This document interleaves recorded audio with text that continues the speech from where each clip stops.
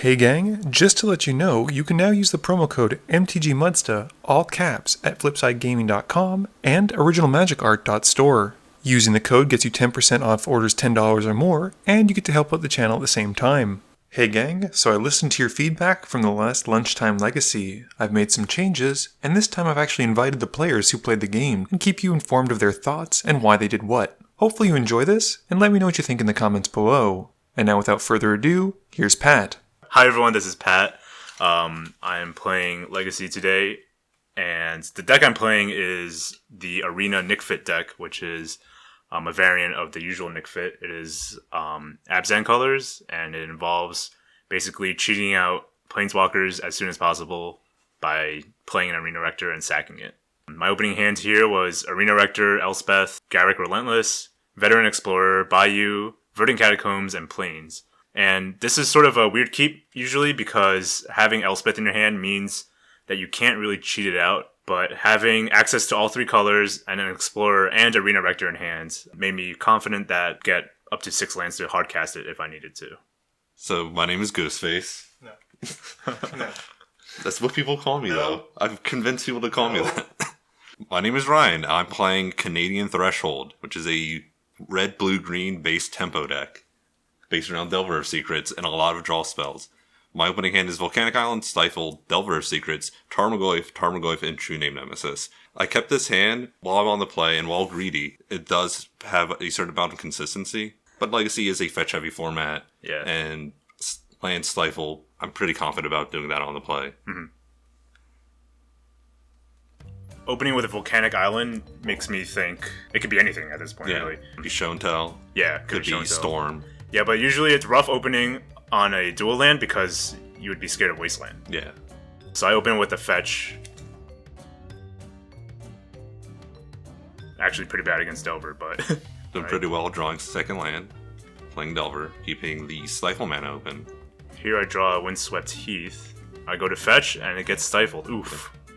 I throw out my Bayou at a risk of Wastelands, and put out a Veteran Explorer, knowing that if it dies, I'll get basics, and Ryan won't. Third land. Not drawing what we want for the Delver to flip, but does let us play Tarmogoyf and bluff any form of removal or stifle.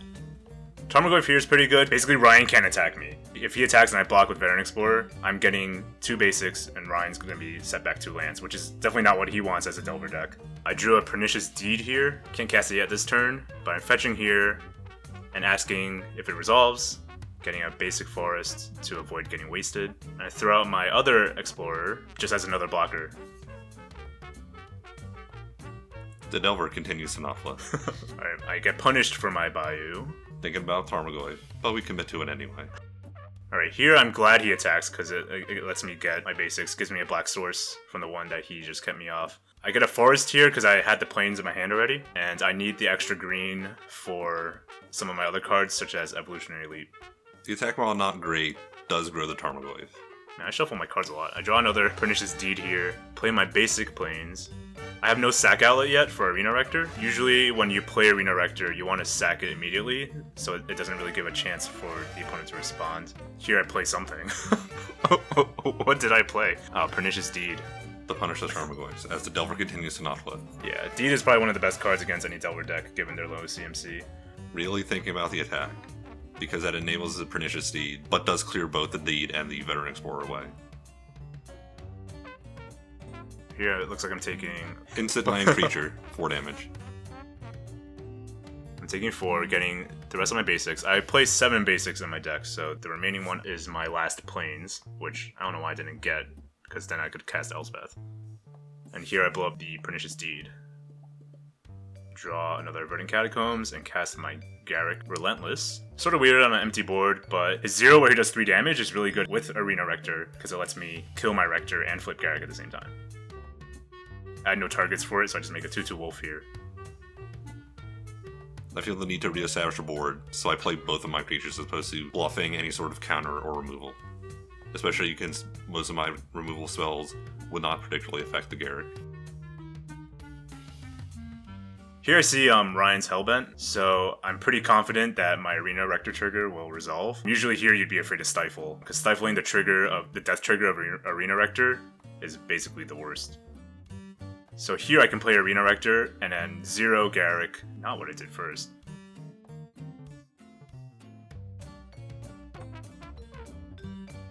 Oh, because I had mana for Pernicious Deed, and then I passed. So I blow up the Deed in response to attacks. To protect your gear. Yeah. I don't know why I didn't play Arena Rector. Play Arena Rector. Target it with Garrick's 0, which will flip Garrick, and I'm gonna search out a Planeswalker from my deck, and I get Ugin. Ugin pretty much seals the game. Yeah. For Pat. You just start bolting every turn. If Ryan plays any of his creatures, like Nimble Mongoose, Tarmogoyf, whatever, -1 or -2 can clear the board for me. For game 2 here, I side out 2 Thoughtseizes, which actually, they're not even main board for me anymore. This was about a month ago. I actually took the 2 Thoughtseizes out. I took out Kaya, Ghost Assassin, took out Nissa, which is not really good against go-wide decks. I took out 2 Evil Leaps. What I put in was 2 Chokes and a Carpet of Flowers, which is my standard blue hate package. 2 Ensnaring Bridges so that the Tarmogoyfs can attack me, and just another Path to Exile for Delvers or Tarmogoyfs. So Pat's playing a pretty fringe deck, pretty fringe variant of a fringe deck. So I didn't really know how to sideboard against his, but I know Spellpierce not very good. He doesn't play a lot of non-creature spells. Spell Snares doesn't play a lot of CMC2 cards. Forkbolt doesn't play the kind of creatures that Forkbolt is good against. I want my creatures to die too, Yeah. so if you Forkbolt my creatures, I'm ecstatic. But he does play a lot of creatures, so I wanted to bring in a little bit of a board wipe off the mismatch colors between our decks. So I brought in Sun to Mind. As it is a Planeswalker deck, Pithing Needle, really good against that. And I wanted to maintain some tempo advantage against him with the creatures he does play. So I brought in the 2 Submerges. So for the opening hands here, I have Path to Exile, Assassin's Trophy, Sylvan Library, Diabolic Intent, Cabal Therapy, Plains and Swamp. Which is funny because I have 3 CMC2 spells that you cited out. This is really good because Sylvan Library is basically like the best card in my deck. It lets me dig for any of my answers really easily. Assassin's Trophy takes care of Delvers and Goyfs. Diabolic Intent is basically a 5th copy of any of the cards that I need. So I keep 2 Nimble Mongooses, a Delver Secrets, a Daze, a Ponder, a Stifle, and a Polluted Delta. The Delta combined with the Ponder lets me smooth out my draws, and the Delver, key card of the deck, Nimble Mongoose, also 1-drop. I can play them efficiently. The Stifle and Daze to deal with anything Pat tries to do. Despite having the Stifle in hand, I do go for land at Delver, being the more proactive play, as opposed to the reactive play. I draw Caracas and punished for not keeping the green source. Here I play my Plains turn 1, just getting ready for a path. So I reveal Submerge off the Delver trigger, flipping Delver, lucking it out. Play Ponder, see 2 lands, and another Ponder.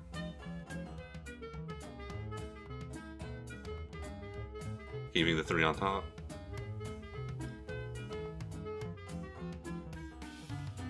Alright, here I path the Delver into a Daze, which I guess I should have played around. Alright, draw Cabal Therapy, so now I have a second Cabal Therapy. Here I name Tarmogoyf,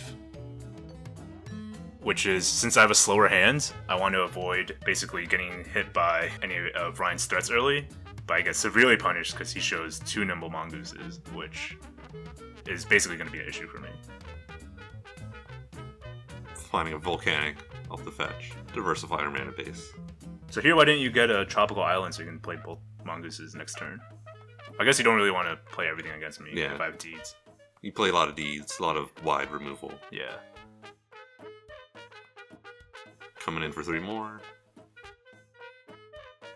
And second main play Mongoose. Here I draw a basic Forest, which is basically the best thing I could draw at this point. So here my choices are Assassin's Trophy, one of the threats. Oh, the only one I can is the Delver. Or I can go for Cabal Therapy. Brainstorm to mess with the Cabal Therapy. Put back cards I don't want him to take. Here I'm assuming that Ryan puts the Nimble Mongoose back, so the card I'm most afraid of now is Stifle. And luckily I hit one. Knowing that he has no counter magic in play, I know that my library is safe and I go for it. Playing the other Mongoose to be more aggressive. Here I take another 4. Yeah. My Sylvan Library finds 3 lands, which is not the best. But luckily one of them is a fetch, so I can shuffle the other 2 lands away and hopefully get something better next turn. But here I'm still defenseless. No creatures, but I do have an Assassin's Trophy. And Ryan doesn't have Threshold yet. Retrospect, probably should have Wasteland should have targeted itself, given me Threshold. Yeah, that would get you at 7. 4 more damage in on that combat. Here I grab another basic just to get my shuffle in. I'm in the basic because I see the Wasteland. Poor combat, I activate Wasteland targeting itself to give me Threshold for that combat. Here I trophy the Delver, saving myself 3 life. And Ryan already has Threshold at this point, so it didn't make it worse for me or anything. Here my library sees Cabal Therapy, Lingering Souls, and Veteran Explorer, which is amazing. The Souls gives me 2 bodies to block the Mongooses, buying me more time, and I do go with drawing these Souls. I play my Lingering Souls, which resolves, and I get my 2 Spirits, and I flash it back, giving me 4. Customers were free to remove one of the bodies, because I control an island and Pat controls a forest. Being very good at magic, I draw a lightning bolt off the top to kill Pat.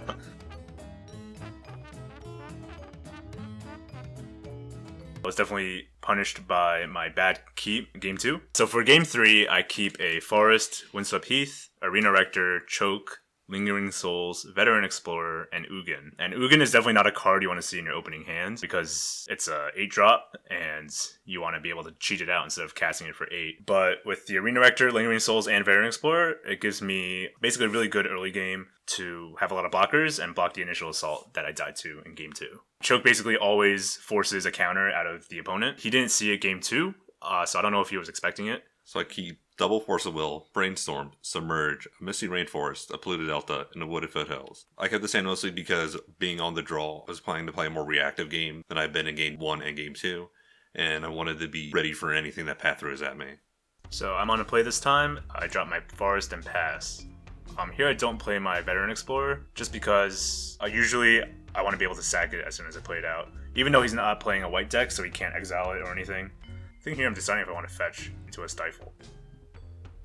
It's a very dangerous turn to fetch. I definitely need my 3rd mana on turn 3 because of my Lingering Souls. So I do go for the fetch here, and luckily Ryan doesn't have the Stifle. Another reason why I don't want to throw out Veteran Explorer in this matchup is that I want to ensure that Ryan doesn't have Stifle in his hands before I sacrifice my Veteran Explorer. So there's really no reason to have him out until I know that. Main phase Brainstorm, like a boss. Well, I mean, you played a fetch, so yeah, it's pretty good. That's how you're supposed to play Brainstorm. Yeah. I maximize value on my Brainstorm by fetching and then pondering. Nice. Well, now Ryan's tapped out, so I know he can't stifle me, so my next turn land drop, I know it's safe, and then I'll be able to play Lingering Souls. I know if I play a Choke here, Ryan's screwed, because he's tapped out both his lands. I do have a Windswept Heath, which is safe to fetch, because Ryan is tapped out. He can't play a Stifle. The worst thing for me here is if he dazes my Choke, or forces or counters my Choke. But actually, even if he forces my Choke, that's fine, because he goes down 2 cards to get rid of my 1. And then that means he can't force my Arena Rector later on. Or the Ugin in my hands. So here I actually go for Lingering Souls, because if he dazes it, which he does, I can still cast it. Lingering Souls is sort of a feels bad card to daze, because it doesn't entirely get rid of it. Ryan draws and passes. I continue to draw reactionary cards. Drew a Bolt. But you had lands in your hand, you didn't play them out? I've replayed the Volcanic. Oh yeah, you dazed. So here I play as Sylvan Library. If he dazes, I still have the 1 to pay, but he spell pierces me. Very sad. Turn 4, and I still haven't drawn a proactive card. Here, draw my Savannah, play my first non-basic land. I guess it's about as good time as any to play my Choke out, which forces a force. Force pitching force feels so good to see. It's not the greatest play. Pat playing a fringe deck makes it very difficult for me to evaluate cards. Yeah, and you definitely can't let Choke land against you, because then that basically is it. I still don't have a Black Source, which is pretty awkward given the Cabal Therapy in my hands and the Arena Rector, because the play there would then be playing the Cabal Therapy, naming Stifle. The next turn I can play the Arena Rector. I'm Wasteland past Savannah, setting him back a turn.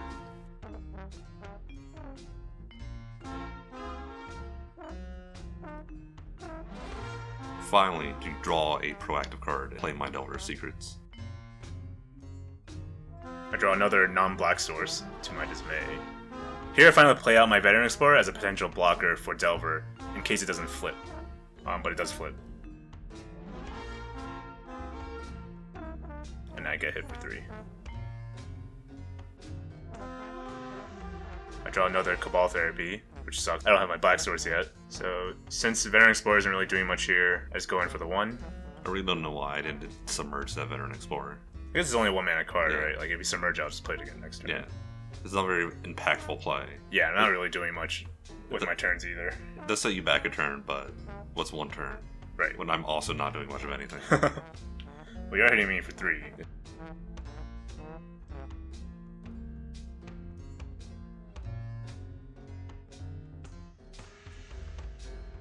This is probably one of the best draws I can get at this point.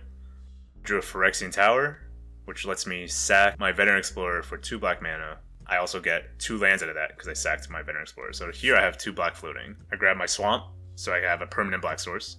I let Ryan know he can shuffle. I get another Plains here. This gives me enough mana this turn to play Cabal Therapy and my Arena Rector and sacrifice it. Here I play Cabal Therapy. To avoid Pat naming a Lightning Bolt, I cast Lightning Bolt in response to him to get value out of my spell, so Pat can't take it. But here, Lightning Bolt isn't really what I'm afraid of, even though I have low life. My first priority against Rug Delver is to get Stifle out of their hands. So here I will name Stifle. So Ryan reveals 2 Submerges and a Force of Will, which is amazing for me, because I have another Cabal Therapy in my hands. Play my second Cabal Therapy.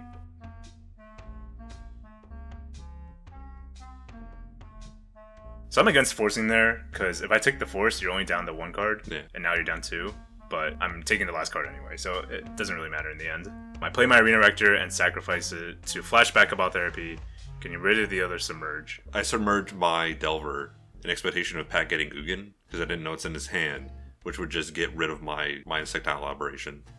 Yeah, usually here, Ugin is probably one of the best things to play, but I get an Elspeth, so I can start getting bodies on the board, and it also gives me bodies to sacrifice to Phyrexian Tower, so that I can hardcast Ugin.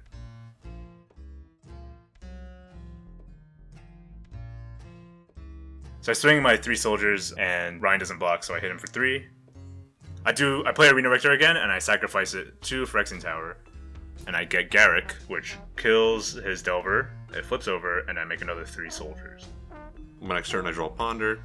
I see Tarmogoyf and Nimble Mongoose in a land. Not super helpful, but the Tarmogoyf is more helpful than not helpful.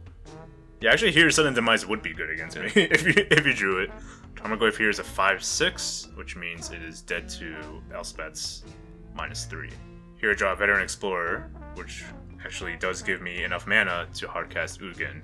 If I play Veteran Explorer, sack it to Phyrexian Tower, I get my last 2 basics out, and then the 2 floating from Phyrexian Tower is the 8 for Ugin. Pat attacks in with all soldiers.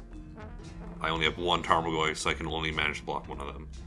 Here I -3 Elspeth, getting rid of all creatures with power 4 or greater, killing the Tarmogoyf. Play my Veteran Explorer here and go for the Ugin plan. My exile Veteran Explorer for some reason. Getting my last 2 basics.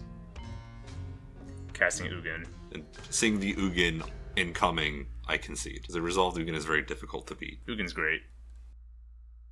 So for my games 2 and 3, my keeps were they both had cards that needed mana that I didn't have in my opening hand, which was a little awkward. I definitely could have fetched for a dual lands in game 3 for a black source, but I was afraid of the wastelands coming in from Ryan, so I just went for the basic plains. Unfortunately, it wasn't a verdant catacomb, so I couldn't get the basic swamp. So it did keep me off black for a little longer than I would have liked, but eventually I got there. So I was definitely punished for it in game 2, where I didn't have a good green source to cast my library until 4 or 5 turns in. So usually the fair decks are a really great matchup for me, because Ugin is punishing against really any fair deck. Combo is definitely my worst matchup, since I basically have no game against combo besides my Thoughtseizes. I think the low quality of my sideboarding really shows off how important good sideboarding is in a matchup, especially when you're not familiar with a matchup like this. Please be sure to tune in every Monday and Thursday at 11 a.m. Eastern Standard Time for a guaranteed new video. You can also follow me on Twitter at MTGMudsta. You can find me on Facebook at facebook.com/MTGMudsta. And lastly, you can check me out when I stream at twitch.tv/MTGMudsta. This video is brought to you in support by my patrons. If you're looking for a way to help out the channel, please be sure to visit the link below. Thank you all for watching this video, and don't forget, friends are just opponents you haven't eliminated yet.